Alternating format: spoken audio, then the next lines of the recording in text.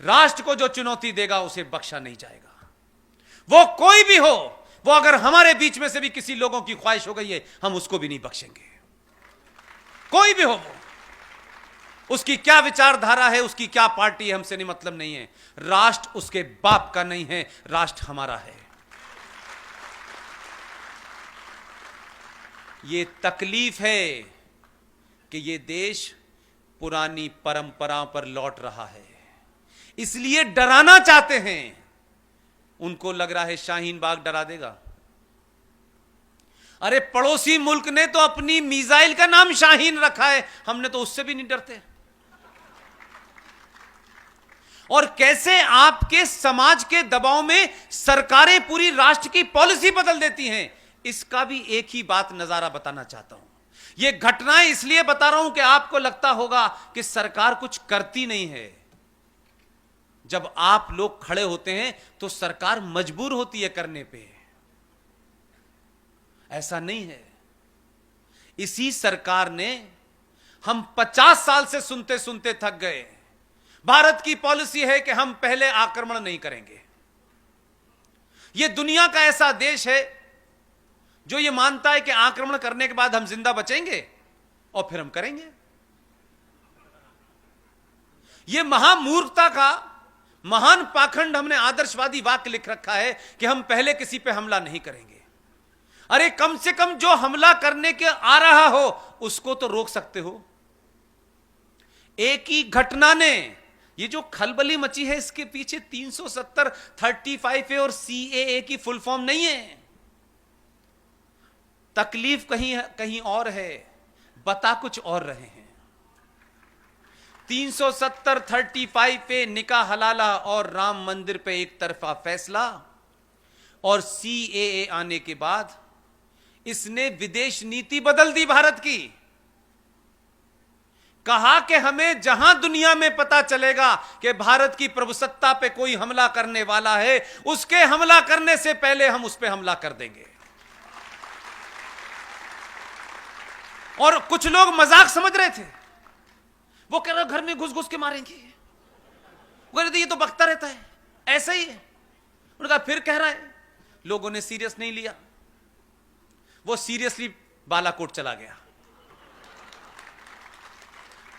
एक बालाकोट की घटना ने पूरे विश्व को यह मैसेज दे दिया है कि भारत अब एक सॉफ्ट स्टेट नहीं है।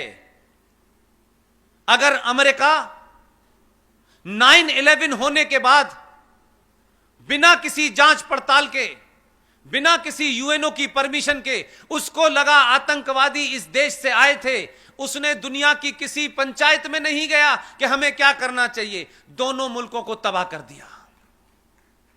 उन्होंने कहा ये तो कुछ इन्होंने रास्ता वही पकड़ लिया है। ये बालाकोट नहीं गए हैं।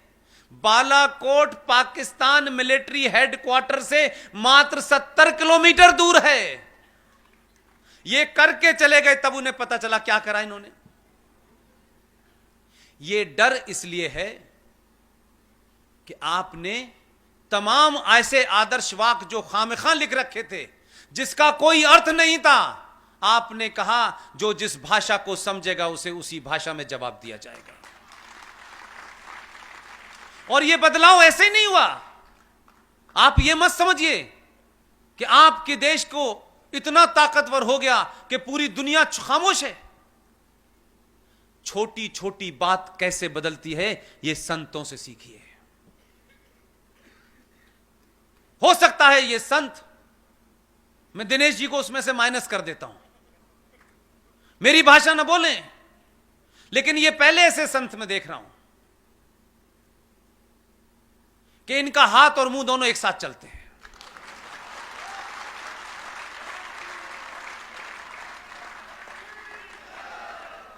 इसलिए स्थायी शांति चाहिए। शांति की हमें बड़ी चिंता रहती, शांति चाहिए, शांति चाहिए। भीख मांगने से कुछ नहीं मिलता है। अगर स्थायी शांति चाहिए तो समय समय पर शक्ति का प्रदर्शन करते रहिए। दुनिया आपको स्थायी शांति देगी। एक छोटी सी घटना ने पूरे देश दुनिया की साइक आपके प्रति कैसे बदली है, क्योंकि आपने उस पुरुषार्थ को दिखाया है जिसके आप वंशज हैं। इस देश में हजारों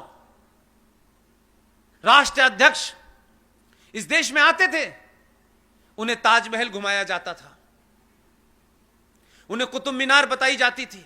वो भी यही समझते थे कि यही देश होगा, यही पहचान होगी उनकी। और जाते वक्त भारत का राष्ट्रपति अपने साथ भोज कराता था, और जाते वक्त उनको उनकी पहचान के रूप में कि भारत की पहचान क्या है, हम ताजमहल दे दिया करते थे।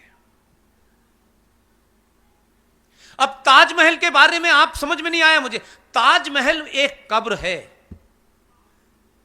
इस्लाम में, कुरान में कब्रों का कंसेप्ट नहीं है। ये जितने भी आप कब्रिस्तान देख रहे हैं ये नाजायज हैं, ये गैर इस्लामिक हैं। ये किताब की बात बता रहा हूं, मेरी नहीं है। इसलिए कब्र को आप तो अपने घर में लाके रख लेते हैं कि बहुत खूबसूरत ताजमहल है। और आप तमाम बहनों से एक बात जरूर कहता हूं, जब शादी हो जाए तो पति से जरूर पूछिएगा ये बात कि भाई यह हमें बताओ, हमने तुमसे मोहब्बत की, शादी की, हमारे अंदर बड़ा प्यार है, अच्छी खासी ठीक ठाक शादी होने के बाद ताजमहल दिखाने क्यों ले जाते हो? यहां पे तुम्हारी इच्छा क्या है? तुम क्या बताना चाहते हो? यहां क्यों लाए हो तुम हमें? और आप ताजमहल दिखाने ले जाते हैं। अभी जिंदगी के 2 दिन नहीं जी होते, कहते हैं तुम्हारी याद में भी बनवाऊंगा। और ताजमहल लाके घर पर रख लेते हैं, बेचारी उसी से डरती रहती। उसको समझ नहीं आता मसला क्या है। पति का फंडा क्लियर है, इस बेचारी का क्लियर नहीं है। इसलिए मुसलमानों ने इस गैर इस्लामिक चीज पे कभी सवाल इसलिए नहीं खड़ा किया, उनका एजेंडा जा रहा था दुनिया के बाहर कि भारत की पहचान ताजमहल है। इसलिए मैंने कहा आपका बदलाव, आपकी सोच के बदलाव ने सत्ता पे बैठने वालों को यह मजबूर कर दिया कि वो सच बात कहें। और अगर किसी को लगता है कि कोई वोट बैंक उनसे नाराज हो जाएगा, तो फिर अगले 50 साल तक 90 करोड़ हिंदुओं को वोट बैंक बनने में क्या बुराई है? वोट बैंक हम भी रहेंगे, जाओ जिसको जो करना है। अगर वोट बैंक का ही झगड़ा है तो हमसे बड़ा वोट बैंक कौन होगा? आपका आदमी राष्ट्रपति भवन गया, होमवर्क पूरा करता है, यही उसकी तारीफ मैं करता हूं। और देश में पहला प्रधानमंत्री इसलिए शायद उसका अच्छा होमवर्क है कि 15 साल की ठीक ठाक ट्रेनिंग लेके गया है गुजरात से। अब तक इस देश में हवाई जहाज उड़ाते उड़ाते लोग प्रधानमंत्री बने, उन्हें पता ही नहीं था करना क्या है। पायलट थे, जहाज चलाते चलाते देश चलाने लगे। किसी की पुत्री थी इसलिए प्रधानमंत्री बनी, एक सोते रहते थे हमेशा प्रधानमंत्री बनके। कलाकार इस देश में बने, इसलिए इस समाज को 5000 साल पुरानी सभ्यता को लोग सीरियस ही नहीं समझते थे। कहते अगर उस देश के प्रधानमंत्रियों का यह हाल है तो समाज का क्या होगा? लिहाजा वो शख्स राष्ट्रपति भवन गया। राष्ट्रपति से उसने एक ही सवाल पूछा कि भारत राष्ट्र की पहचान के नाम पर हम दुनिया में आने वाले राष्ट्राध्यक्ष, प्रेसिडेंट, प्राइम मिनिस्टर्स को क्या देते हैं? वो पुराने खाटी कांग्रेसी थे, उन्होंने कहा ताजमहल दिया जाता है। उसने कहा ताजमहल भारत की पहचान कब से हुई? उसने कहा यही दिया जा रहा है। उसने कहा बंद कर दीजिए। पूरे इंतजाम से किया। सनातनियों को अपना होमवर्क मजबूत करना चाहिए। बिना जाने बिना पढ़े कोई राय मत बनाइए, और नहीं पता है तो जो जानकार है उससे पूछ लीजिए। इसमें कोई शर्म की बात नहीं है कि जिस विषय पे आप नहीं जानते उसी पे आप नोबेल प्राइज विनर हो जाते हैं। हमें आदत है हर चीज पे बोलने की बिना जाने भी। इस समाज में लोग हैं, आप उनसे पूछ लें क्या ये हम सही सोच रहे हैं। मुझसे भी अगर कोई चीज नहीं आती है तो जो मेरे बड़े हैं मैं उनसे डिस्कस करता हूं। हर बात में अपना ज्ञान देना जरूरी नहीं है बिना जाने। वो गया, उसने कहा 3 दिन के बाद रशिया के प्रेसिडेंट आ रहे हैं। भारत की पहचान के रूप में दुनिया के सबसे बेहतरीन कागज पर सबसे अच्छी उसकी डिजाइनिंग के साथ में अब से सिर्फ भारत यह देगा कि ये जो गीता है यही भारत की पहचान है।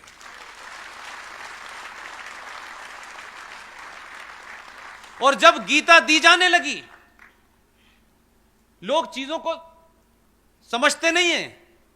मैं उसको, क्योंकि विदेश में नौकरी ज्यादा की है और प्यारे वतन में ज्यादा कर ली है, इसलिए मैं चीजों को उसी अंदाज में पढ़ता हूं। जब गीता दी जाने लगी, उसने इंतजाम कर दिया है कि जिस राष्ट्र का राष्ट्रपति या राष्ट्राध्यक्ष या प्राइम मिनिस्टर आएगा, उसे उस राष्ट्र की भाषा वाली ही गीता दी जाएगी, ताकि पढ़ ले आसानी से। इसलिए बहुत सारे लोगों को यह शायद बात पता नहीं है, क्योंकि हम अखबार दुनिया के नहीं पढ़ते और दुनिया हमारे बारे में क्या राय बदल रही है यह सोचते नहीं है। पिछले कई सालों में कोई 70 देशों के राष्ट्राध्यक्ष भारत आ चुके हैं। सबको गीता दी गई है। हम लोगों में यह बीमारी है कि हम अपने घर में कुछ चीज पढ़ते पढ़ाते नहीं है। गीता रखी है, कौन पढ़ेगा? दुनिया आपको ऐसे नहीं देखती। सबने गीता पढ़ी, अपने अपने देश के लोगों ने उस गीता को समझा। है क्या ये कौन सा ग्रंथ है जो 70 साल में पहली बार भारत का राष्ट्रपति दे रहा है? उन्होंने अपने लोगों को, एक्सपर्ट को बुला बुला के समझा। पुतिन ने भी समझा, ट्रंप ने भी समझा। बालाकोट जब हुआ तो आपको लग रहा था कि आप इतने ताकतवर हो गए हैं कि दुनिया कुछ बोल नहीं रही है। मेरा अपना इंटरप्रिटेशन है कि पूरी दुनिया में 70 देश नहीं बोले, उन्होंने गीता पढ़ ली थी। उन्होंने गीता पढ़ ली थी, उनको मालूम था कि यह गीता पढ़ के आया है, इसने कुरान शरीफ नहीं पढ़ा है। यह गीता पढ़ा हुआ है, वही काम करेगा जो गीता में लिखा हुआ है। इसलिए तत्काल टेलीफोन किया कि गलती मत करना अभिनंदन को रोकने की, नहीं अग्नि लगा रखी है इसने, वापस दे दो जल्दी। यह डर आपके अंदर इतना बिठाया कि अमेरिका के राष्ट्रपति ने टेलीफोन करके कहा, अभिनंदन जैसा आया है वैसे ही भेज देना।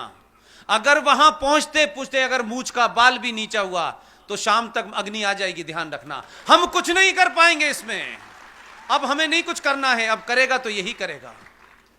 यह ताकत होती है एक छोटे से बदलाव की। दुनिया ने आपके, किसी ने सवाल नहीं उठाया। बहुत सारे लोगों ने कहा नहीं नहीं, यह भारत का अधिकार है कि वो अपनी प्रभुसत्ता की रक्षा करे। कल तक कोई नहीं बोलता था, हर आदमी हमारे मामलात में दखल देता था। कल की डेट की खबर है, यूनाइटेड नेशन सिक्योरिटी काउंसिल का एक सेक्रेटरी जनरल, जैसे ही उसने कहा कश्मीर पे बात करनी चाहिए, हमारे विदेश मंत्री ने कहा shut up mister secretary general, it is our internal matter of India, you have no right to interfere in this. ये भाषा आपके कारण बोली जा रही है। नहीं, हम डरते रहते थे कोई कश्मीर पे हमारी बात को साफ करेगा या नहीं करेगा। और जो दुनिया का सबसे बड़ा लोकतंत्र है, सबसे पुराना लोकतंत्र है, वो राष्ट्रपति पाकिस्तान के राष्ट्रपति के प्रधानमंत्री के साथ बैठा हुआ था और कुछ मदारी टाइप के रिपोर्टर अपने देश के लेके गया था उनके साथ में। उन्होंने कोई गलती से सवाल ट्रंप से पूछ लिया। उसने कहा, उसने अंग्रेजी में इमरान खान से कहा, कहां से पकड़ के लाए हो इनको? तो आप बदले तो दुनिया का आपके प्रति नजरिया बदला, और आप तो अभी सिर्फ बदलना शुरू हुए हैं। इसलिए पूरी दुनिया में 370 पे किसी ने सवाल नहीं उठाया, पूरी दुनिया खामोश रही। होमवर्क पहले कर चुका था।